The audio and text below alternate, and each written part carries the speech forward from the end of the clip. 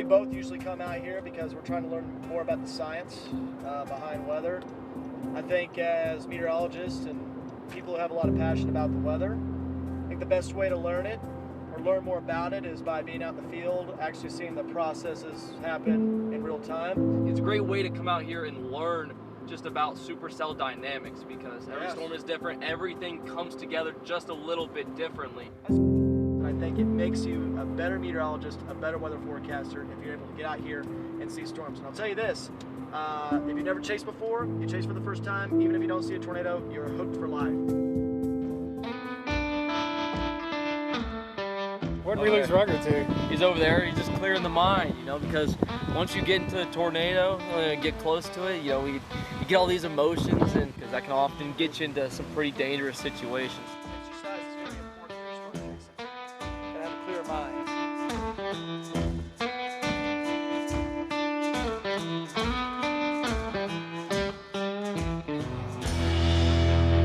Omen or coincidence that our stopping point just happened to be where they filmed the movie Twisters? Maybe that's omen. I don't know. If you feel it, chase it. And maybe we were kind of feeling it. That's why we stopped there. So We typically stop in certain areas so that we can kind of reassess the situation. There's a lot of different people out here. There's meteorologists, there's meteorologists, there's enthusiasts, there's people who are on tours that are like from other countries. Right, yeah. I mean, there's people from all over the world that will go on tours and stuff like that. This cloud cover may actually have been a good thing. we need a little bit of that sunshine. We can start getting stuff to pop. Ah! Just to the north of Fairview, there is an area of clearing that's going on right now as the warm front is lifted to the north. Tornado warning. On the storm? Yeah. There was a tornado on the ground. We need this storm to start turning east though, because if it keeps going almost due north, it's going to outrace the warm front, it's going to become elevated, and it will have zero tornado potential. 3 miles. Okay. If you notice, if you look over here, that the contrast is because of rain shielding. So you can see that storm starting to kind of wobble to the right. How can you see anything with all the rain? I can see this little. It's trying to do something again. There could be 2 tornadoes on the ground. There might be 2. We are getting closer. This is near Arnett, Oklahoma. It'll be just up the right side here. That is definitely the most dangerous part of chasing, is the driving, the other drivers.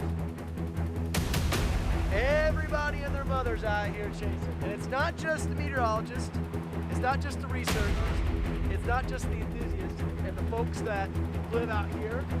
They're probably out here right now chasing it. And look at this, it just keeps going. It goes on and on. Look at this, look up there, Doug. Look at that line of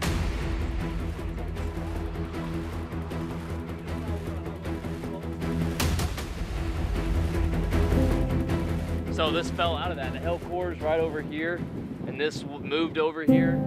Kind of fell out of the updraft, that tilted updraft. But now we're kind of watching this area for. We were on the right storm. We did pretty much everything right leading up to the storm, right, with our forecast and everything. We knew what to do. Yes.